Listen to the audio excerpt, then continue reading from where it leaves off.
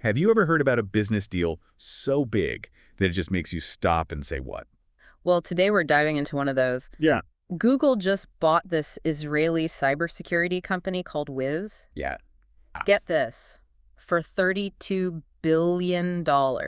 That's unbelievable. It's Google's biggest purchase ever. Huge. It Yeah. really shows you how important cloud security is these days. $32 billion. That's not just like a, drop in the bucket. I mean, Right. it completely changes the game for cybersecurity acquisitions. Yeah, it even beats out that deal where Facebook, or I guess Meta now bought Yeah. WhatsApp. Yeah, I remember that one. So this is a big deal, especially because Wiz is a privately held venture-backed company. That makes sense. I mean, this just shows how competitive things are and how much everyone values Wiz's expertise. Absolutely. And, the guy at the helm of Wiz is a pretty interesting character, Asaf Rappaport. Oh, yeah, I've heard of him. You might recognize the name.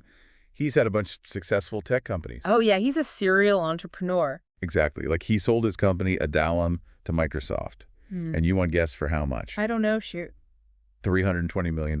Wow, not bad. Yeah. So clearly he knows what he's doing. Yeah, he's got the magic touch. Yeah, he's got a knack for building really successful companies. But there's a twist to this story. Ah, there's always a twist. There is. And it involves someone very special with 4 legs. I'm intrigued. Tell me more. So we're not just talking about numbers and contracts today. We're diving into the story behind this whole Google Wiz deal. I'm ready. And we're going to look at the role of a dog in all of A this. dog in a billion-dollar deal. Yeah, Asaf Rappaport's dog, Mika, she was basically like the chief dog officer at Wiz. And wait for it, she had her own LinkedIn profile. No way. And the internet went crazy for it. I mean, that's pretty wild. Right. And that's what we're going to unpack today. I'm hooked. We have some really cool sources that give us an inside look, more than just the business side of things. Let's hear. Okay, so first things first, let's talk about Mika's LinkedIn. Yeah, what was so special about it? Well, she was listed as Mika R., Chief Dog Officer at Wiz. She was a border collie. Okay, I love border collies. Very smart. And her profile, it wasn't just your average profile. It listed her skills and experience in this really funny and charming way. I can't even imagine what that looked like. Well, for example, remember how Rappaport sold his company Adallam to Microsoft? Yeah. So on Mika's profile, it said her previous role was Junior VP of Canines at Microsoft. Oh, that's hilarious. It even said she graduated from Hebrew University, specializing in barking. Wow, they really went all out. He did, and people Yeah. loved it. It went viral. That's amazing. It was just this really genuine, lighthearted moment in a world that's often very serious, tech and high finance. It's kind of refreshing. Yeah, I can see why people were drawn to it. In a world where everyone's trying to be so perfect online, a dog's profile is just pure and fun. It's like a breath of fresh air. Exactly. And it makes you wonder, was this some genius marketing scheme? That's what's so interesting. From what we've read, it doesn't seem like it was planned at all. Really? It seems like it was just a reflection of the company culture at Wiz and how much Rappaport truly loved Mika. And then it just naturally caught on. That makes it even better. Right. It shows a different side of leadership, something more human and down to earth. It's definitely not what you'd expect from a big-time CEO. And get this, the timing of it all is pretty remarkable. What do you mean? Well, Mika's profile blew up right around the time that the Google acquisition was announced. That's kind of poetic in a way. It is almost like people needed a feel-good story amidst all the talk of billions of dollars. I get it. Sometimes you just need a break from all the seriousness. And you know what? It seems like Google got it too. What do you mean? So when the acquisition talks were happening, Google did something really playful. Oh, I'm curious now. They created a mock employment contract for Mika. Are you serious? Totally serious. That's incredible. Right. It just shows how they were willing to engage with Wiz's company culture on a personal level. Yeah, they saw that this wasn't just about buying technology. It was about the people and the special environment that Rappaport had created. That's such a good point. It was a smart way to build a relationship and show that they valued Wiz's unique character. And it's not like Mika was just some internet meme. Right. She was a real live part of the Wiz team. Absolutely. She was in the offices all the time, both in New York and Tel Aviv. Living the dream. And apparently, Rappaport encouraged employees to bring their own pets to work. Wow, that's awesome. Yeah, it really shows how much he valued creating a welcoming and inclusive atmosphere. That's the kind of workplace I'd love to be a part of. It sounds pretty great, right? And it's clear that Mika wasn't just a pet. She was like a mascot, an important part of the team dynamic.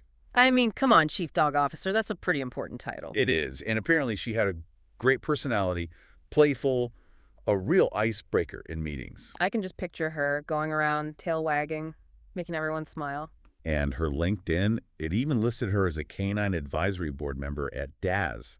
That's another company. Wow, she was busy. And don't forget that Bachelor of Science in Barking from a university in Jerusalem. I love that they kept that going. It's those little details that really make her story so special. Yeah, you can tell she was a very loved and important part of the company. And speaking of love, Rappaport wrote this incredibly moving tribute to Mika after she passed away, just 4 months before the Google deal was finalized. That's heartbreaking. It is. It's so raw and emotional. It's not often you see a CEO being so vulnerable and open like that. I haven't seen many tributes like that, especially from someone in his position. Really gives you a glimpse into his character, beyond just being a business leader. Yeah, it shows a different side of him. He called Mika the love of his life and said they were a power couple. Wow, that's powerful. Right.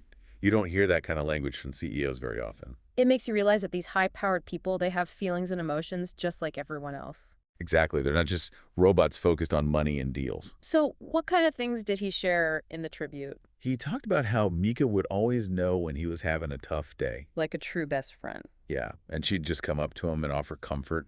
Oh, that's sweet. He even mentioned that they had this ritual of a long kiss. That's adorable. And he talked about how independent she was in the office, how she would just make her rounds, getting snacks and attention from everyone. Like she owned the place. Basically. She sounds like she was quite the character. Oh, she was.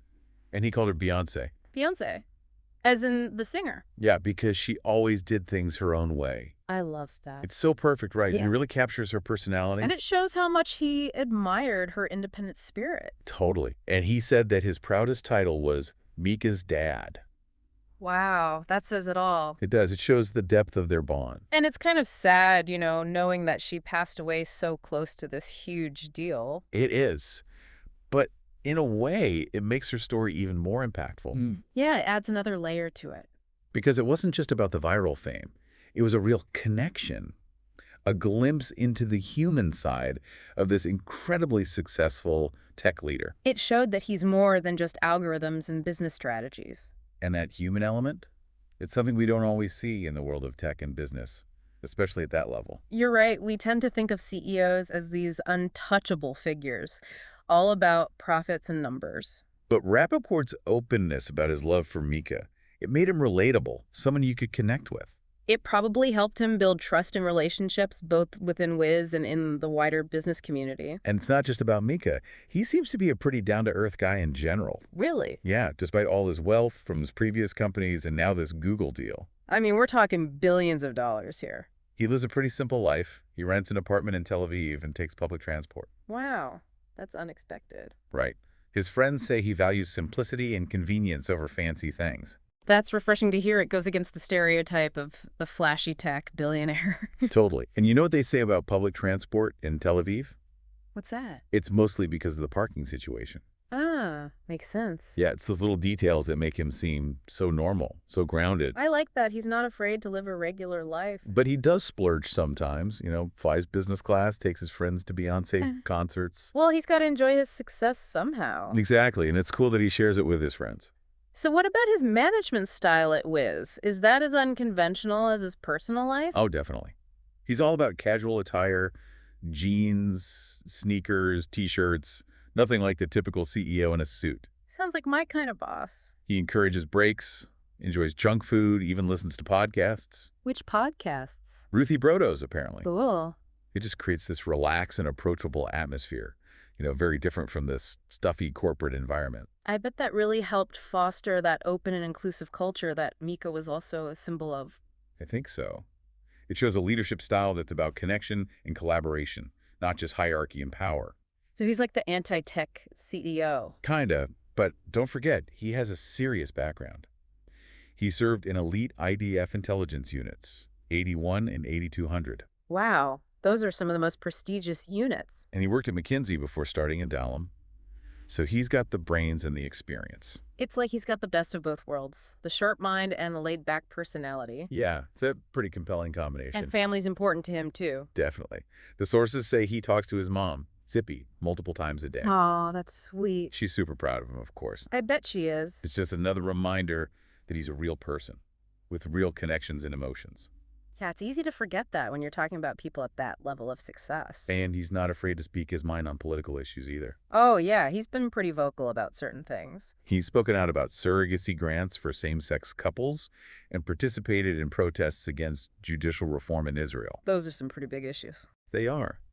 And he even said that he might move Wiz's funds out of Israel because of certain political developments. That's a bold statement. It is. Yeah. It shows he's willing to stand up for his values, even if it could have consequences for his business. You don't see that very often from CEOs. They usually try to stay neutral. Right. He's definitely not afraid to take a stand. Okay, so let's talk about Wiz itself and how it became so successful so quickly.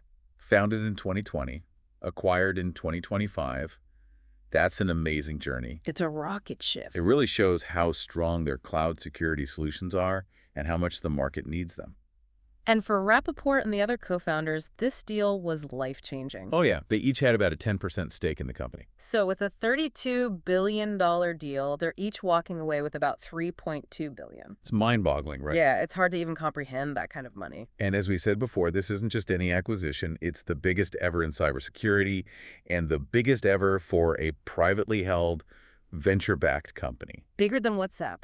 It's huge. So why did Google want Wiz so badly? Well, their cloud division has been lagging behind its competitors. I see. And Wiz has these cutting-edge cloud security solutions that everyone wants. Makes sense. They needed to catch up. Exactly. And their client list is impressive. Colgate-Palmolive, BMW, big global companies. That's a pretty good endorsement. And their investors, people like Howard Schultz and Bernard Arnault, they wouldn't be involved if they didn't believe in the company. So Wiz was already a powerhouse before Google came along. They were.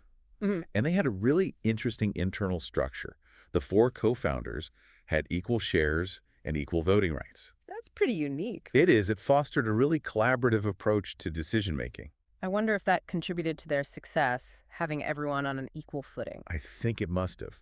But here's the thing. Rappaport had actually said before that he wasn't interested in selling Wiz.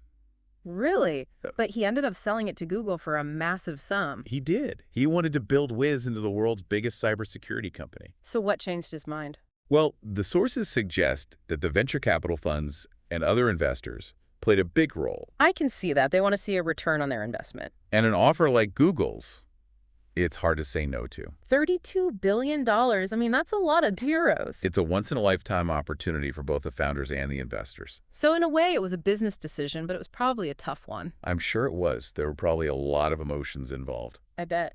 So we've got this incredible story, Google buying Wiz for a record-breaking amount. And the heartwarming story of Asaf Rappaport and his dog, Mika, whose online presence gave us a peek into the company's culture and Rappaport's leadership. It's not your typical business tale. Definitely not. Yeah. You don't see a chief dog officer with a viral LinkedIn profile every day. Especially not in a multi-billion-dollar deal. It really shows you the power of personal branding in the digital age. Even for pets. And how important the human side of leadership is. It's not all about numbers and profits. And in the end, authenticity wins. It's refreshing to see that. It is. So what do you think? Could something as simple as having pets in the office actually contribute to a company's success? I think it could. It creates a more relaxed and friendly environment, which can boost morale and creativity. Right. And it shows that the company cares about its employees' well-being. It's about creating a place where people feel comfortable and happy to come to work. And maybe, just maybe, that kind of environment can lead to big things, even billion-dollar deals. It's food for thought, isn't it? Maybe we need to rethink the way we view success in the business world. I think so. It's not just about the bottom line. It's about the people, the culture, and the connections we make. And sometimes it's about the dogs. Absolutely. Mika's story is proof of that. Well said. Thanks. It's been a pleasure diving into this story with you. Likewise. And for our listeners, we hope this has given you something to think about. Yeah, remember, success can come in many forms. And don't be afraid to be yourself, even if you're a CEO. Or a chief dog officer. Until next time. Yeah. Bye.